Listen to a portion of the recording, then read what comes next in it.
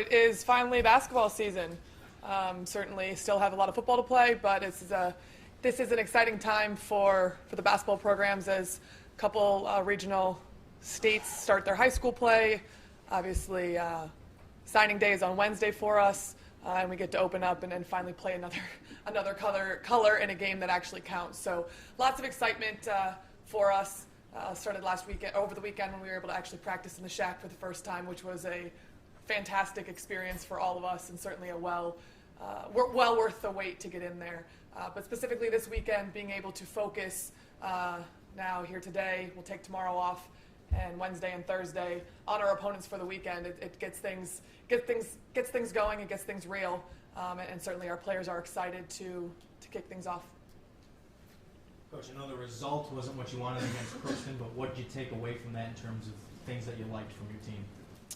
We took away film to show what you think you're doing versus what you are doing, and the gap that 1 through 7 that played need to fill.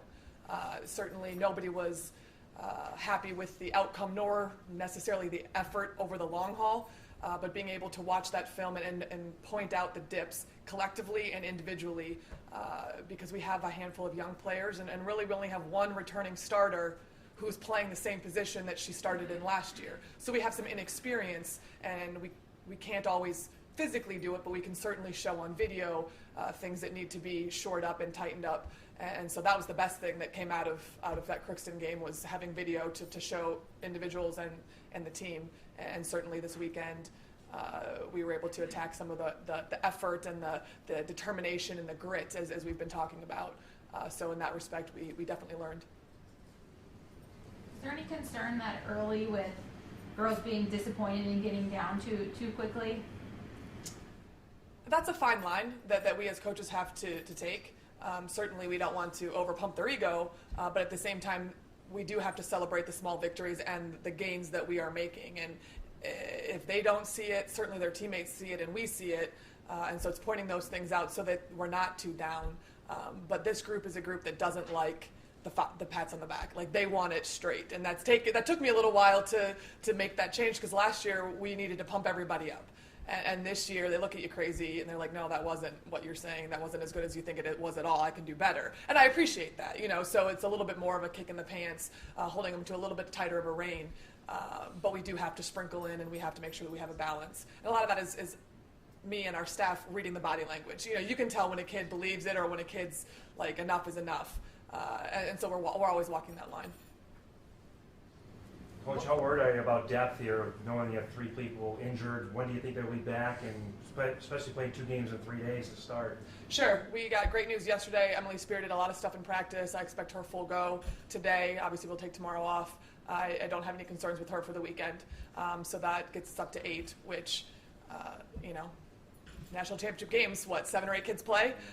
So certainly that's something that is comforting, knowing that Emily's coming back. She has some experience and whatnot. But it's managing minutes. It's our game plan. Or are we going to press? No. How are we going to change up defenses to mentally as well as physically conserve what we do have? But we're not going to play conservatively. We're not going to be passive. I mean, that's not how you win a basketball game. You have to be on the aggressive. You have to be the assertive. You have to take it to them. So it's balancing, and Saturday, I'll tell you right now, probably won't be a very hard practice. It'll be much more of a film watching and a mental practice. But honestly, we did a lot of that last year as well.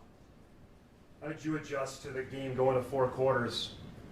Was that something you had to, as the game went along, from going from 2 halves to 4 quarters now? Or yeah, it's different. It's different. I wouldn't say it's a bad thing by any means. It's a little different, and you can talk about the timeouts and the 4-quarter system, but until you actually play that exhibition game, you don't exactly know what it's like, because it's not the same in practice. But certainly our players are understanding it and understanding when and how we can get a quick huddle, get ourselves on the same page without having to call a timeout, without those built-in media timeouts. But at the end of the day, I do think it's a great thing for our game.